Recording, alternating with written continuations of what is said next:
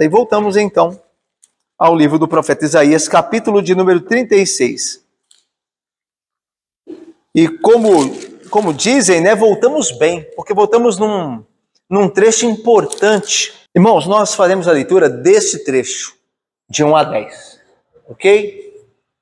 Este trecho, ele é a parte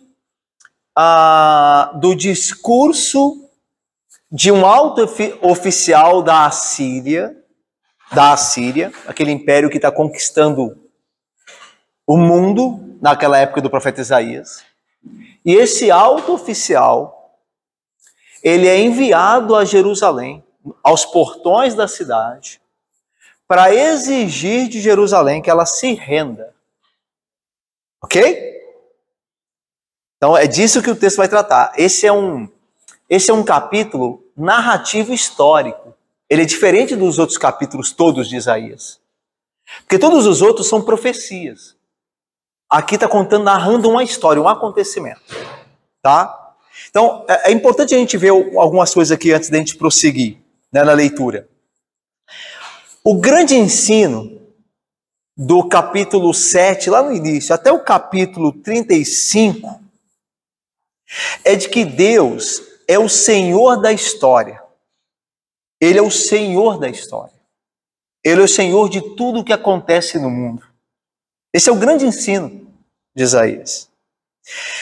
Veja, quando o profeta apela para Judá, o profeta Isaías, que é enviado ao Reino do Sul, quando ele apela para Judá a crer no Senhor e confiar no Senhor e não confiar em outras nações, o que Isaías está querendo dizer é o seguinte: o Senhor é o governador de todo o mundo. Vocês podem confiar nele. Vocês não precisam confiar em outras nações. Vocês não precisam se aliançar ao Reino do Norte. Vocês não precisam fazer alianças com a Síria ou com o Egito. Porque Deus vai guardar vocês. Ele é o Senhor da história. Ele é o Senhor do universo. Ok? A gente está vendo tudo isso. Isaías dizendo a Judá: olha, confia no Senhor, não confia no Egito. Não precisa temer a Síria, não. O Senhor é mais poderoso do que a Síria.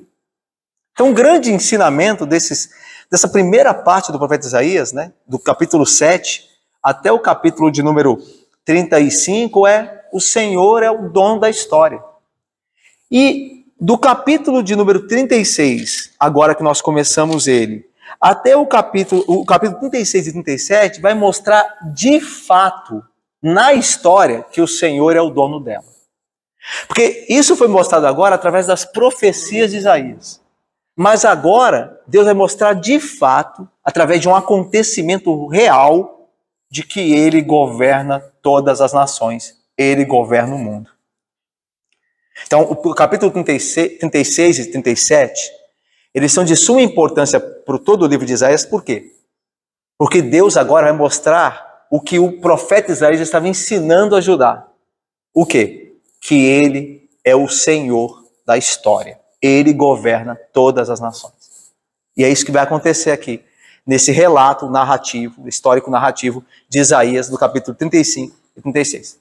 Vou mais um pouquinho, a gente vai ver, eu vou ler para vocês, do 1 ao 10, Esses versículos são parte do discurso desse alto oficial da Assíria, que se coloca diante ali dos portões de Jerusalém, exigindo o rendimento da cidade. Domingo de manhã, nós vamos continuar com a segunda parte desse discurso, desse alto oficial da Assíria. Hoje eu vou ver a primeira parte. Domingo de manhã, se Deus permitir, a segunda parte. Então vamos ver agora do 1 ao 10.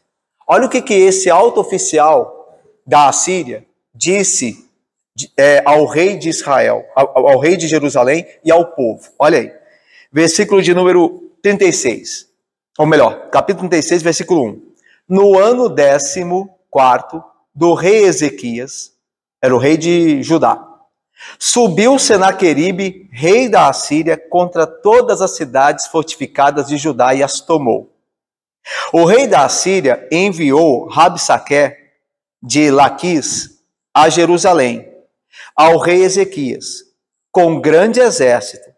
Parou ele na extremidade do aqueduto do açude superior, junto ao caminho do campo do lavadeiro. Então saíram a encontrar-se com ele Eliaquim, filho de Ilquias, o mordomo, Sebna, o escrivão, e Joá, filho de Asaf, o cronista.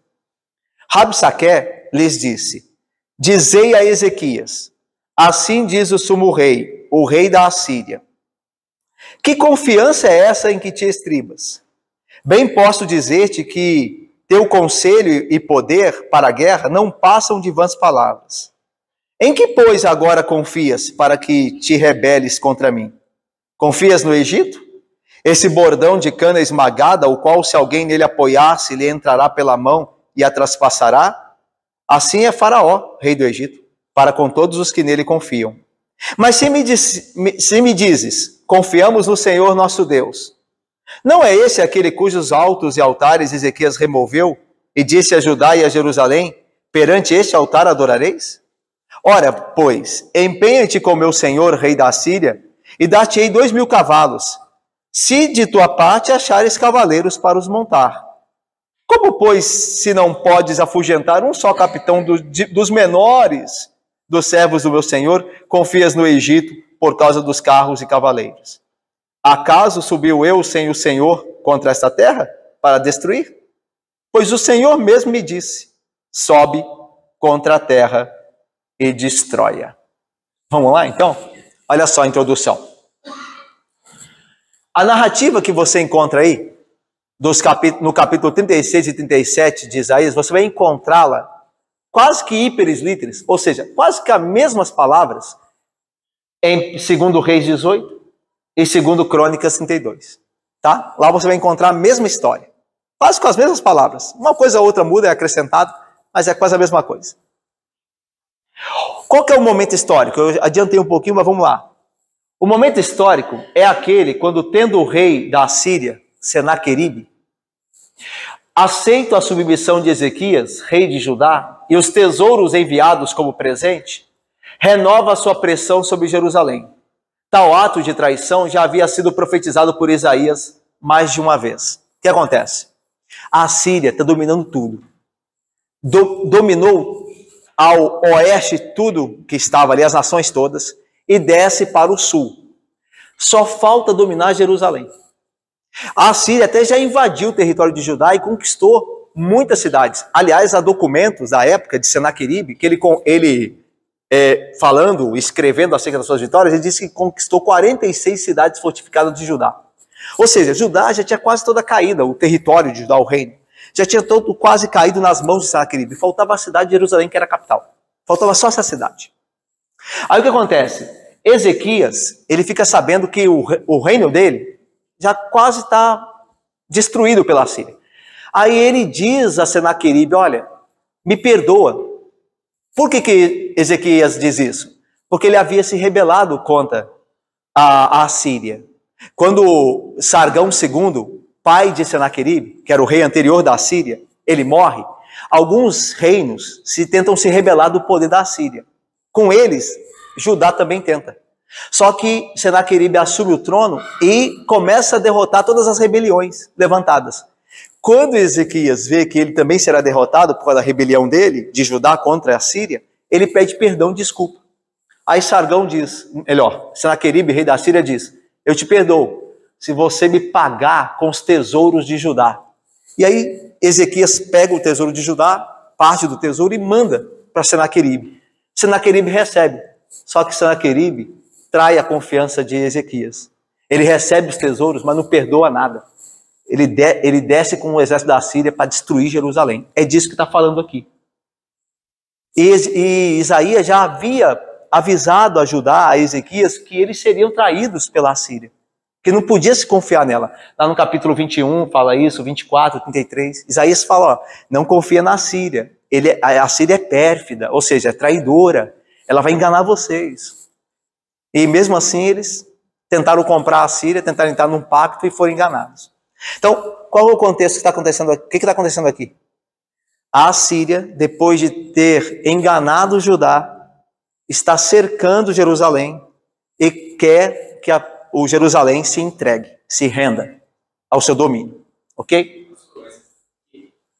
Você disse que a Judá tentou se rebelar contra Sargão II, mas Quem é que estava sujeito a Sargão? Na verdade, primeiro Acás, né? Acás, que era pai de Ezequias. Depois de Ezequias, nesse período, quando o Senaqueribe começa a substituir Sargão II, Judá começa a querer se aliançar com o Egito. Lembra que Isaías está falando, não entre em aliança com o Egito, não entre com o Egito. Então, nesse movimento, Senaqueribe começa a enxergar que eles querem se rebelar nessa transição de Sargão para Senaqueribe. Porque Senaqueribe assume o reino da Assíria em 705 a.C. e vai atacar Jerusalém em 701. Ok? Lembra que a ordem é decrescente. Então, quando o Senaqueribe percebe que o Egito está fazendo menção a Judá de se juntar a ela, e Judá está querendo juntar, tanto que Isaías diz, não junte. Por quê? Por que Isaías está falando? Porque há a possibilidade. Ezequias está inclinado a juntar com o Egito. Então ele percebe isso e vem para cima de Judá. Aí que Ezequias diz, perdoa, desculpa, não queria, ok? E aí é onde a gente se encontra. E aí veja, Senaqueribe ascende ao trono da Síria em 705, como eu disse. Ele enfrenta uma série de rebeliões, dentre as quais a que mais deu problemas foi a Babilônia, que ele venceu em 703. Lembra que a Babilônia aqui não é aquele império ainda que vai destruir Jerusalém, vai levar Daniel, Sadraque, Mesaque, não é? A Babilônia ainda não é um grande império, quem é o grande império é a Síria. E a Babilônia tenta se rebelar contra a Síria, mas é vencida pela Síria, em 703. 2 anos antes de a Síria tentar invadir Jerusalém. Depois disso, Senaqueribe voltou-se para os revoltosos do oeste, entre eles Judá e seu rei. Depois de ter vencido todo mundo, a Síria se volta para Jerusalém. Foi a única cidade capital que não caiu ainda no governo, no poder dela. Isaías registra então as manobras de Judá provocadas pela falta de fé, tentando dar fim à opressão assíria. A aliança com o Egito é uma tentativa de manobra. Mas seu relato tem como objetivo último demonstrar o que Deus pode fazer quando o seu povo coloca nele a sua fé. Nós vamos ver que no final desse relato aí, Ezequias, o rei de Judá, vai passar a confiar em Deus, vai orar ao Senhor, e o Senhor vai destruir o exército da Síria. Então Isaías está mostrando o seguinte: sem o Senhor, você só se mete em aperto. Quando você confia no Senhor, você tem segurança. É isso. Porque o Senhor é o Senhor da história. O Senhor governa tudo. Confiar nele é a melhor coisa que nós fazemos. Ok? Então veja. As nações estão debaixo da mão de Deus. Ele é seu líder máximo. E aqueles que confiam nele realmente não precisam dobrar-se diante dessas ações. Isaías quer demonstrar o quão realista é a fé em Deus nas duras crises políticas da vida. Ou seja, quando a Síria cercou Jerusalém, Ezequias vai orar ao Senhor, vai recorrer a Deus e Deus vai salvar Jerusalém. Então mostra que nas duras crises da nossa vida, o que nós fazemos de melhor? Quando nós vamos ao Senhor, quando nós oramos a Ele e confiamos nele. Ao invés de fazer algo que Ele não quer, tentar acertar as coisas de um jeito que Deus não ordena, a melhor coisa que eu e você fazemos é confiar em Deus, buscá-lo, viver da maneira que lhe agrada e Ele fará o resto. Ele acertará os nossos caminhos. É isso que a gente vai ver aí em 36 e 37, tá? Olha só como é que estava o mundo conhecido na época de Isaías, na época lá de 705 a 701, como a Assíria. A Síria tinha dominado o mundo conhecido quase que todo. Tudo isso aqui, o Império, a Babilônia aqui, a Síria aqui, Damasco, o Reino do Norte já tinha caído. Olha Jerusalém aqui, a cidade pequenininha de Jerusalém. Era a única cidade dentro já de todo o mundo governado pela Síria. Era a única que resistia. Ok? Todo mundo já caiu. Falta só essa cidadezinha aqui. O Egito, olha o Egito. Já caiu também, está sob o domínio. Tentaram se rebelar, mas foram destruídos pela Síria. Foram colocados no cabresco. Os filisteus aqui, da costa aqui do Mediterrâneo, também, oeste, né? Costa oeste ali do Mediterrâneo, melhor, costa leste do Mediterrâneo, tentaram se rebelar, foram vencidos também. Ok? Então, só faltava... Olha a situação, gente. Imagina o desafio que era para a fé dos judeus. Você vai mesmo contra a Síria? Você acha que tem chance de escapar? Ela já ganhou o mundo inteiro. Alguém poderia pensar assim, essa é a vontade de Deus. Deus nos abandonou, talvez. Porque como vai confiar nele? Até o nosso irmão Israel já caiu. A pressão é muito grande. É uma cidade de Jerusalém, é uma cidadezinha. Ela não tem força nenhuma. Perto das grandes nações, como o Egito, maior do que Jerusalém, como Síria. Não tem poder. Lembra que o Senaqueribe vai dizer aqui no texto, né? Se vocês se renderem, eu vou dar para vocês tanto cavalos e carros. Se é que vocês vão ter gente para montar. Vocês não têm nem gente para montar. Porque é um povinho sem força nenhuma. Então, a pressão é muito grande. É que nem hoje também, né? Para nós, a igreja, né? Nós somos um povo muito... A igreja fiel é um povo muito pequeno, cercado de ímpios. Cercado de gente pressionando o tempo todo. Então, como é que você vai conseguir as coisas? No trabalho, se você não fizer o que é errado, você não vai para frente. Então, há uma pressão muito grande, né, sobre nós. Assim como também havia sobre Jerusalém. Ok? Vamos lá? O tema dessa sessão grande, conta a história dessa narrativa da invasão assíria e da resposta de Deus, é a rocha da história. Ou seja, você pode confiar em Deus, que Ele é a segurança da história. Ele governa a história, Ele governa o mundo, das coisas pequenas às maiores. O Senhor está sob o controle, você pode confiar nele. Esse é o tema maior, a rocha da história. Nós vamos, essa estrutura, que nós vamos trabalhar nos próximas quintas e domingo também, né? Domingo que vem a gente vê também, ela tem esses três pontos aqui, nós vamos ver hoje só o primeiro, esse aqui, ó. Nós vamos ver o primeiro discurso de Rabsaqué. Nenhuma salvação na fé. Ele vai dizer, ó, não precisam crer em Deus não, viu? Deus não vai ajudar vocês. É o que o mundo fala pra gente também. Então vamos ver isso hoje. Depois nós vamos ver o segundo discurso de Rabsaqué, o apelo popular de fazer as pazes. É melhor fazer as pazes conosco. Nós vamos dar muita coisa para você. Você vai ter muito prazer se vier conosco. É o que o mundo fala também. E depois a reação do rei Ezequias, que ele vai escolher a Deus e vai orar ao Senhor e o Senhor vai libertar. Tá bom? Então vamos juntos aqui, nessa primeira parte, a gente vai para o texto. Alguém lê para mim? De 1 a 3, por favor. No ano 14º do rei Ezequias, subiu Senaqueribe, rei da Síria, contra todas as cidades fortificadas de Judá e as tomou. O rei da Síria enviou Rabsaqué de Laquis a Jerusalém, ao rei Ezequias, com um grande exército. Parou ele na extremidade do aqueduto do açude superior, junto ao caminho do campo do lavadeiro. Então, saíram a encontrar-se com ele Eliaquim, filho de Laquias, o mordomo Septa, o escrivão, e Joá, filho de Asaf, o cronista. Então veja, Isaías coloca a gente na história, diz assim, olha, no 14º ano do rei Ezequias, tá? Subiu Senaqueribe, rei da Síria, contra as cidades fortificadas de Judá e as tomou. Então, veja, ele não tomou Jerusalém ainda, mas tomou grande parte das cidades de Judá. Tanto que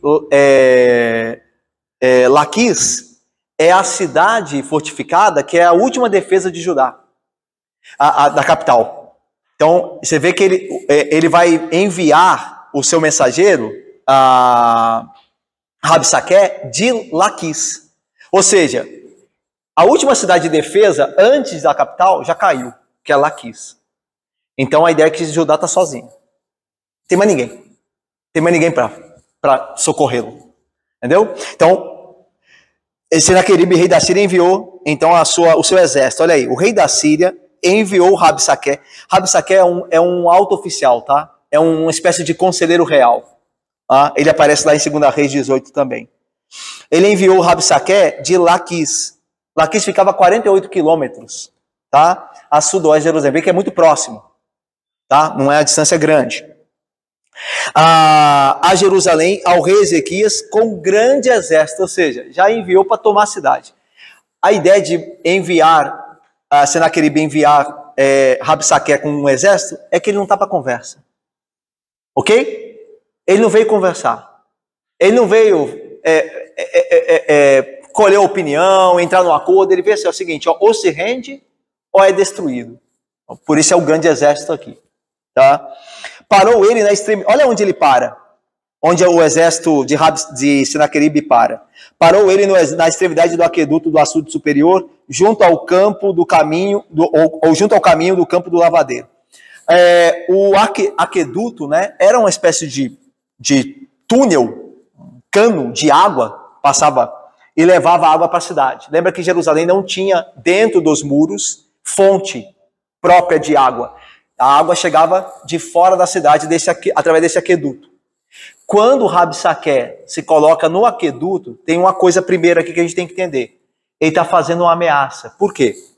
Porque naquele tempo, os exércitos inimigos, quando eles queriam tomar a cidade, eles faziam um cerco na cidade. Eles não entravam na cidade, eles cercavam a cidade. Quando eles cercavam a cidade, eles impediam que água chegasse, se a cidade não tivesse fonte, que era o caso de Jerusalém, que comida chegasse. Então, ou seja, ele se colocar ali, ele está mostrando, ó, já imagina quando o exército parou lá no aqueduto, viu? A ideia é nós vamos ficar sem água. Ele já estava dizendo pra gente, ó, dando a indireta, ó, pode esquecer da água, viu? Porque eles parou ali. Vou ter uma coisa mais importante ainda. No início do livro do profeta Isaías, lá no capítulo 7, Isaías é enviado por Deus ao rei Acás, que é o pai de Ezequias.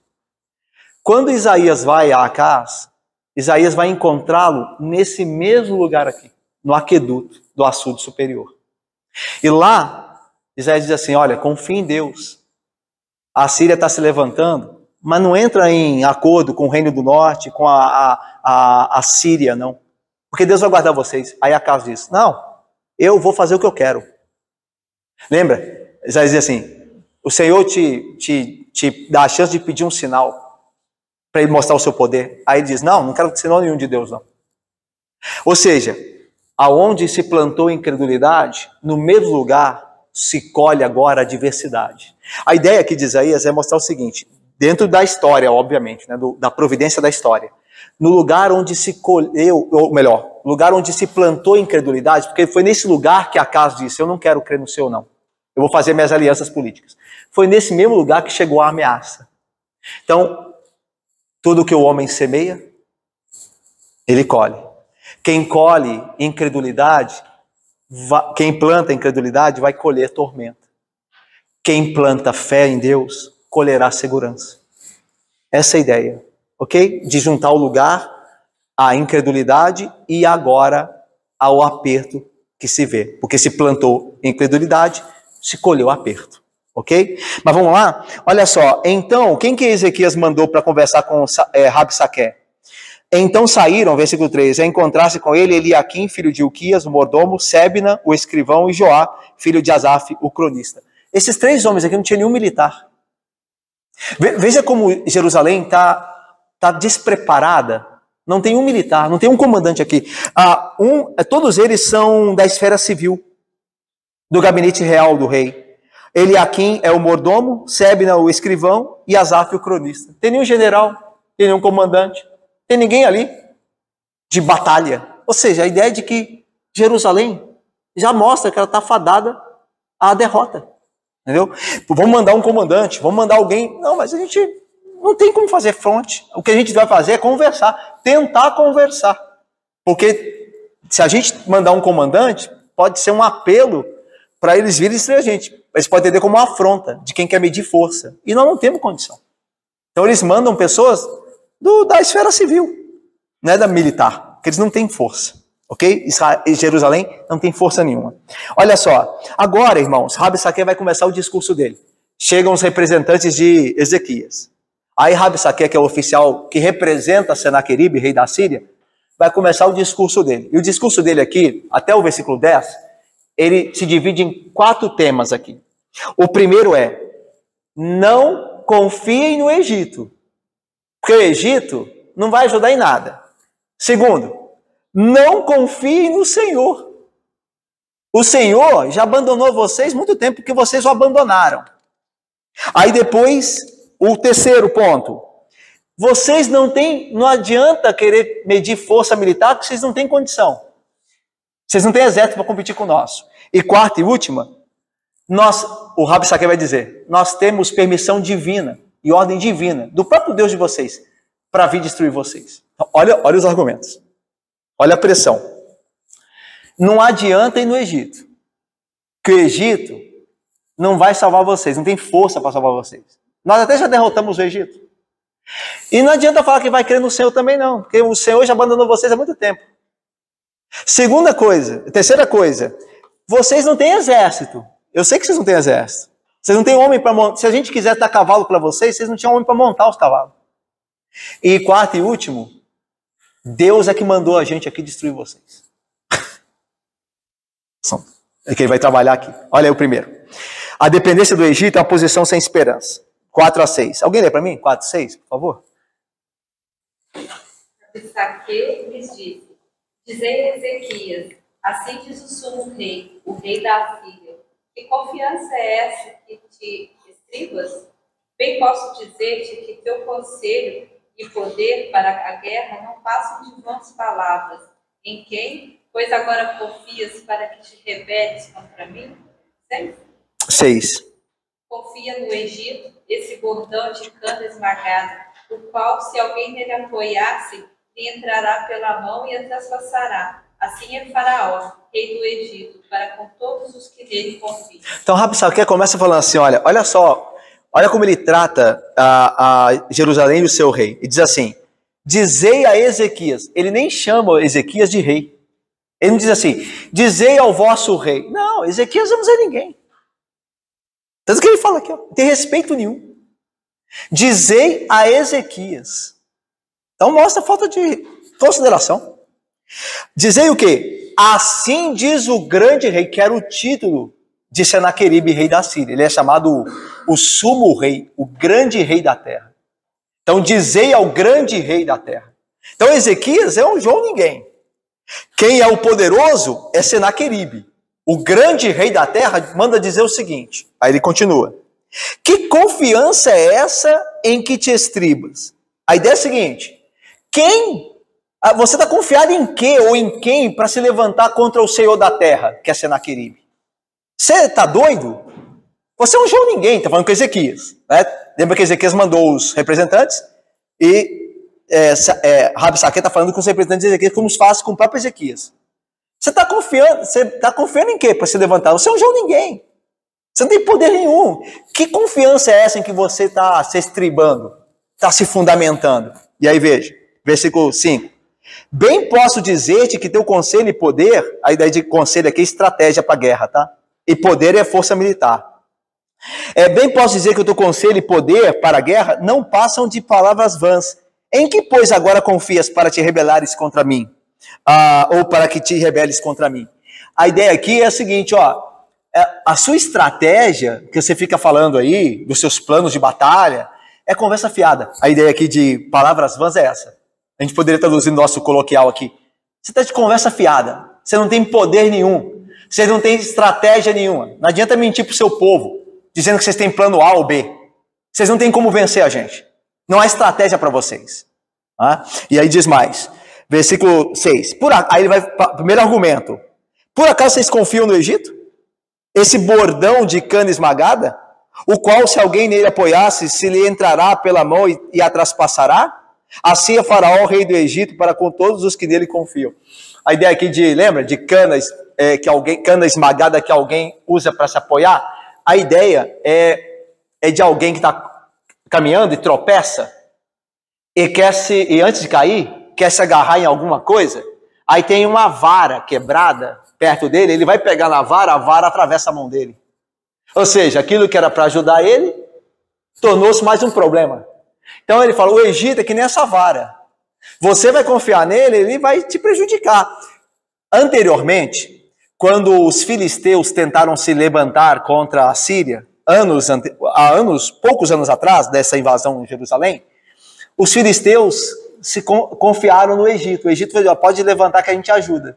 Quando os filisteus se levantaram, Sargão II os venceu, e o Egito, até esqueceu da promessa. Aí, baseado nesse fato histórico, é que Rabsaque diz, vocês confiam no Egito? Eles vão abandonar vocês. Já aconteceu com outros povos. Eles não cumprem a palavra deles, eles não têm coragem de cumprir. Contra nós, não. Então não adianta, vocês estão confiando no Egito? Não adianta, vou adiantar para vocês. Vocês vão se decepcionar. E aí, veja, esse é o primeiro argumento. O Egito é a esperança vã. Agora o segundo argumento. Vocês confiam no Senhor? Olha aí, versículo 7. Alguém leia. Mas se me dizes, então o Senhor nosso Deus não é esse aquele cujos altos e altares Ezequias removeu e disse a Judá, a Jerusalém, Perante este altar adorareis. Então veja, aqui é interessante esse texto, porque diz assim, tudo bem, vocês não confiam no Egito, mas vocês podem dizer que confiam no Senhor. Mas não é esse Senhor aí, é que Ezequias acabou com a adoração deles, quebrando os altares. Lembra da reforma de Ezequias? Esse rei Ezequias, ele tem uma reforma religiosa. O pai dele foi um mau rei em Jerusalém. Aprovou a adoração pagã, ídolos, altares para outros deuses. Quando Ezequias assume, Ezequias promove uma reforma religiosa. Ele vai destruir os altares, vai quebrar tudo. O que acontece com a Assíria? A Assíria fica sabendo lá, através dos seus emissários, seus espiões. Espiões não é coisa nova não, viu? Naquele tempo já tinha espião. Tanto que a Rabsaque já diz assim, vocês dizem que confiam no Senhor? Esse Senhor ainda é o Senhor de quem vocês destruíram o altar? Ou seja, eles estão sabendo que aconteceu uma reforma religiosa em Jerusalém. Então eles tinham espiões ali. Que eles souberam lá. E a ideia aqui é a seguinte. Quando Ezequias destrói os altares, ele não está destruindo os altares do Senhor. Ele está destruindo os altares dos ídolos. Mas a Assíria sabe que tem gente no meio de Jerusalém que acha que aqueles altares pagãos também adoram o Senhor. Lembra que Israel, o reino do norte, já havia caído no sincretismo antes. Ou seja, o culto de Javé era misturado com o culto de Baal, era tudo junto. Em Jerusalém também havia esse tipo de gente. Então, o que a Assíria entende é que Jerusalém é igual a Israel. É um culto sincretista também. E que destruir os altares é destruir o altar Yahvé, o Senhor. E aí é o seguinte, como é que a Assíria pensa? Que quando você destrói um altar, o seu Deus fica mais fraco. Isso mostra que você não quer mais aquele Deus. Então a Assíria, obviamente, é um ímpio, tentando entender as coisas de Deus. Ele vai entender muito bem. Então ele vai julgar pela vista dele. Se vocês estão destruindo altares, é porque vocês não confiam mais nesse Deus. Então, como é que vocês vão falar que confiam nele? Se vocês destruíram os altares que era para adorá-lo. Deu para entender? Deu para entender bem isso aqui?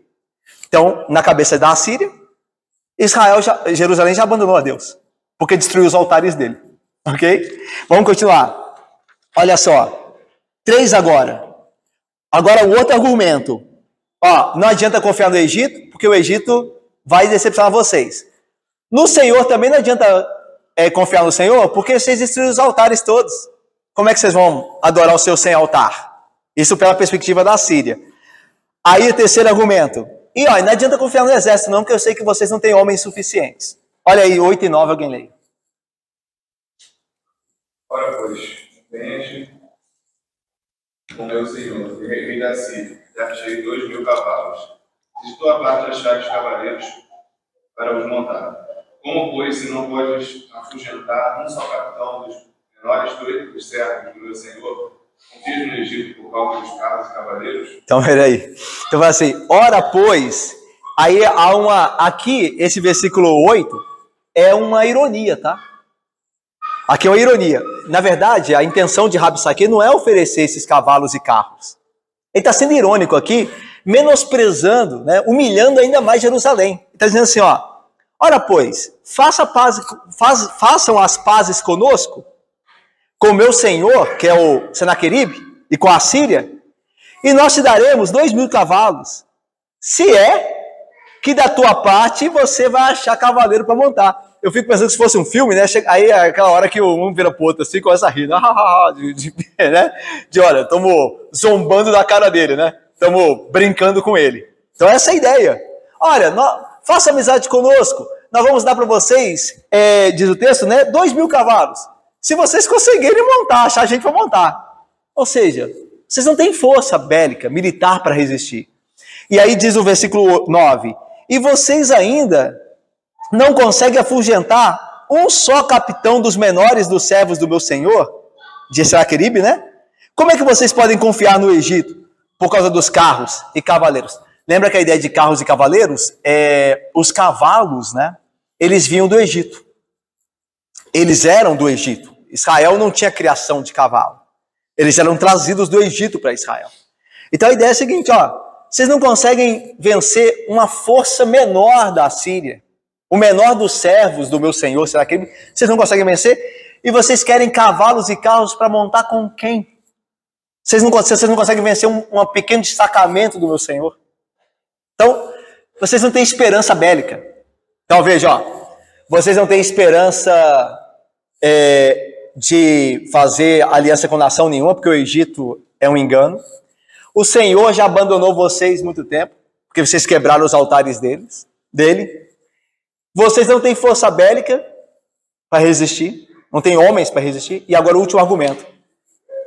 Que eu acho que esse argumento aqui é o mais psicológico, é o mais terrível. E para piorar, imagina Rabi Saqué falando. E para piorar, vocês sabem quem mandou a gente aqui? Foi o Senhor de vocês. É o próprio Deus de vocês que quer que a gente destrua vocês. Olha o versículo 10.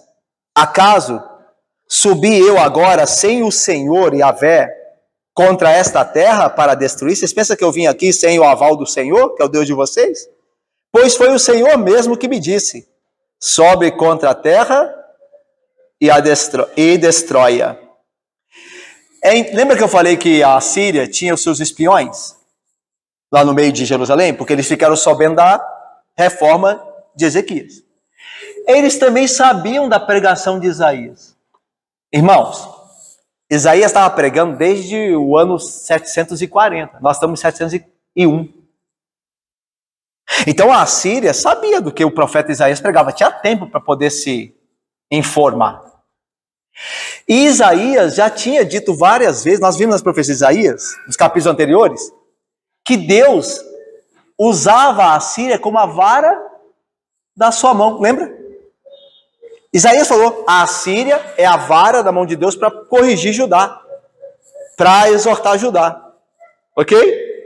Então agora, lá na Síria, eles souberam disso, que Isaías pregava esse. Estão falando de vocês lá em Jerusalém. Tem um profeta que fala que vocês aí da Síria são a mão de Deus para punir o povo dele lá. Aí Senaqueribe olha, vamos falar isso lá também. Pode falar isso com eles lá. Aí Rabi Saqué chega e diz, é o seguinte, e o Deus de vocês é que me mandou aqui. Irmãos, eu fico pensando na humilhação de Judá, né? Quantas vezes Deus quis avisá-los pela boca do profeta e eles não ouviram. Agora o ímpio avisa e eles são obrigados a reconhecer. Então eu fico pensando na gente, né? Às vezes você tem os seus pais em casa e os seus pais em casa te dão conselhos, né? Tentam te ajudar, né, na palavra de Deus. E às vezes você é inclinado a não dar ouvidos. Até que você vai ter que ouvir a correção da boca do ímpio. De maneira dura, humilhante. Mas seu pai sempre falou aquilo. Sua mãe sempre disse aquilo. Mas você nunca ouviu. Aí quando você cresce, lá fora, são as autoridades que vão te falar. É a polícia que vai ter que te dizer. Quantos casos a gente vê isso, irmãos? Quantos casos? De filhos que rejeitaram a condução do pai e da mãe, mais tarde se envolveram em problemas e aí a polícia tem que corrigir. A pessoa que nem conhece a Deus está agora dando lição de moral ao crente que deixou de ouvir a voz da autoridade, do pastor, do pai, da mãe, de quem queria bem. É o que está acontecendo com Judá aqui, com Jerusalém. Isaías tinha falado, mas eles não ouviam. Isaías falou que o Egito não era confiável. Eles tiveram que ser lembrados por um ímpio aqui. Isaías disse a eles que a Síria viria se eles não se arrependessem. Eles rejeitaram, foram rejeitando. Agora o ímpio chega e fala, foi Deus que me mandou aqui. E você tem que aceitar que realmente é a mão do Senhor que está corrigindo você. Então, muito melhor é ouvir antes. Muito melhor é ouvir a voz de Deus quando ela é suave e doce, do que ouvir quando vier o chicote, a vara. Porque quando vier o chicote e a vara, a gente vai ouvir. Tem um teólogo que diz assim, Deus tenta nos falar de maneira doce e suave, mas se nós não ouvirmos, Ele aumenta o som através da sua vara terrível. E aí nós ouviremos. Lembra do que a Bíblia diz? Não seja como a mula, o animal sem entendimento, que só com cabresto é dominado. que tem que apanhar para ouvir, né? O animal tem que apanhar para parar. Não sejam como o animal. Ouçam o Senhor, para que vocês não tenham que ouvi-lo quando ele falar muito alto, quando ele falar duramente. É isso que, entre outras coisas, Isaías está dizendo aqui para a gente, que Deus está falando para a gente aqui, através do exemplo de Jerusalém, né? Tudo que o profeta Isaías falou, eles estão ouvindo agora pela boca de um povo estranho. E lembra que Isaías diz, né? Vocês não querem ouvir minha palavra? Então o Senhor vos falará por língua estranha, língua estrangeira. E é o que está acontecendo agora. Nós vamos ver domingo de manhã a continuação disso aqui. Nesse ponto, a coisa está tão tensa que o Rabsaqué está falando em hebraico. Essas coisas está falando em hebraico. E o povo de Jerusalém, nos muros, está ouvindo. Aí os representantes de Ezequiel vão falar assim, olha, fala em aramaico. Fala só aqui pra gente. Que aramaico era a língua da diplomacia, né, da época. Né? Era o inglês nosso. Não era a língua do povo. A língua do povo era hebraico. Fala em aramaico, porque o povo pode assustar. Aí Rabsaqué diz, eu vou falar em hebraico. Eu estou falando só para vocês. Eu quero que o povo ouça o que vai acontecer com eles, caso vocês não se rendam. Então a coisa ficou muito tensa. Nós vamos ver isso, se Deus permitir, domingo de manhã, continuando com esse discurso afrontoso de Rabsaqué a Jerusalém e ao Deus de Jerusalém. Mas eu termino com algumas perguntas aqui para a gente. Quando passamos por tribulação, como é que nós reagimos? Quando nós somos provados, quando o Senhor nos disciplina, como é que nós reagimos? Com desespero? Com temor? Ou com segurança? Diz muito sobre nós as nossas reações. Aliás, se conhece muito alguém quando ela está em aperto, quando essa pessoa está em aperto, passando uma dificuldade. Se conhece muito. Como é que você reage quando você está sendo provado? Quando Deus envia uma provação? Com fé? Com incredulidade? Com segurança? Desespero? Com paciência ou raiva? Como é que eu e você reagimos? Quando provados, no que ou em quem confiamos? Nos homens? Nos recursos terrenos ou no Senhor? Quando Deus nos coloca sob prova, para onde vai a nossa confiança? Para a nossa família? A nossa última confiança? Para a nossa conta bancária? Ou é no Senhor que nós confiamos? Quando um problema de saúde nos chega, o que nós pensamos? Eu tenho dinheiro, eu tenho um plano de saúde. Ou eu sei que não adianta nada esse plano de saúde se Deus não estiver comigo. Onde está a nossa fé? Onde ela está fundamentada quando nós somos provados? Ao que nós recorremos? Ou a quem nós recorremos? E por fim, quando temos de tomar decisão, no que nos fundamentamos? No que dizem os homens ou na palavra do Senhor? Nós vamos ver mais para frente, né? O que Jerusalém vai responder às palavras de Rabsaqué, de Senaqueribe. Mas eu já adianto aqui a pergunta. No seu caso, quando você tem que tomar decisão, no que você se fundamenta? No que os homens dizem? Nos conselhos dos homens? Ou na palavra de Deus? Rabsaqué está aconselhando a Jerusalém. Se rendam. Vocês não podem confiar em ninguém. O Egito, Deus mesmo já abandonou vocês há muito tempo. E vocês não têm força nenhuma. Então ele está falando, o que você tem que fazer? É assim também que o mundo faz conosco. Olha, não tem como você resistir à onda. Você tem que se enturmar. Né? Senão você vai ficar uma pessoa escanteada. Uma pessoa obtusa. Uma pessoa quadrada. Tá? Você, jovem, pequeno, na faculdade, no colégio, você tem que se enturmar, você tem que jogar o jogo. Senão você vai ficar sozinho. Tá?